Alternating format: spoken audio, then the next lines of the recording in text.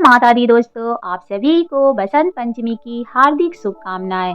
आइए जानते हैं बसंत पंचमी का पर्व हम क्यों मनाते हैं और साथ में कथा का भी श्रवण करेंगे। तो देखिए, सबसे पहले तो ये समझ लीजिए, बसंत पंचमी का जो त्योहार है हमारे हिंदू धर्म में बेहद खास माना जाता है, क्योंकि बसंत पंचमी के दिन माँ सरस्वती की पूजा आराधना पूरे विधि विधान से हम सभी मनुष्य करते हैं। तो ऐसा कहा जाता है कि इस दिन अगर सरस्वती माँ के पूजा और व्रत पूरे विधि विधान से किया जाए और साथ में कथा जो होता है, व्रत में अगर आप पूजा करें उसके बाद कथा का पाठ भी अवश्य करनी चाहिए, जिससे आपको मनचाहा वर मिले और आपकी जो भी मन में इच्छा है, जो भी मनुष्य अपने अंदर जो भी कामना लेके माँ सरस्वती की पूजा करता है वो पूर्ण होती है और उनकी सारी मनोकामना भी माँ सरस्वती पूरी करती है। तो इस साल देखिए, हर साल ऐसे माघ महीने की शुक्ल पक्ष की पंचमी तिथि को बसंत पंचमी मनाई जाती है। ये सभी जानते हैं। इस दिन का ज्ञान, संगीत और कला की देवी माँ सरस्वती को पूरे भाव से उनकी पूजा की जाती है और उनको विधिवत अच्छे से पूजा करते हैं। भक्त छात्र भी करते हैं। हर मनुष्य चाहता है कि मुझे ज्ञान की प्राप्ति हो और बच्चे तो पूरे धूमधाम से माँ सरस्वती की पूजा करते हैं। तो सभी के घरों में पूजा पूरे मन से होती है।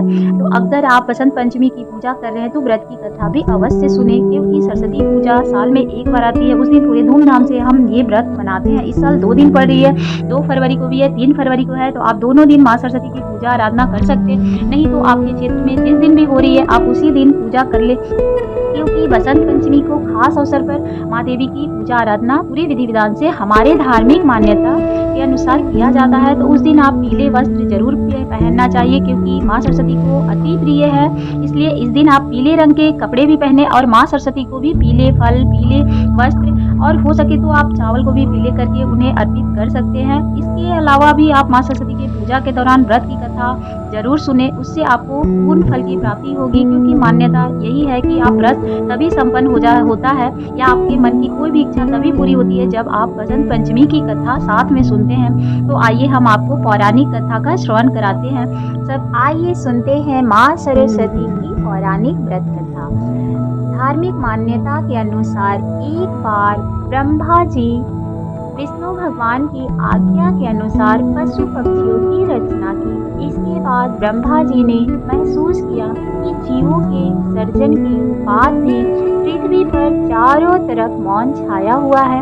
तब उन्होंने भगवान विष्णु से आज्ञा ली, अपने कमंडल से जल की कुछ बूंदों को पृथ्वी पर छिड़क दिया। जल की इन बूंदों से पृथ्वी पर एक अद्भुत शक्ति अवतरित हुई। 6 भुजाओं वाली इस देवी के एक हाथ में पुष्प, दूसरे हाथ में पुस्तक, तीसरे और चौथे हाथ में कमंडल और बाकी के 2 हाथों में वीणा और माला विराजमान थी। यह देवी और कोई नहीं बल्कि स्वयं माँ सरस्वती थी। उन्होंने ब्रह्मा जी को प्रणाम किया। तब ब्रह्मा जी ने देवी से वीणा बजाने के लिए कहा।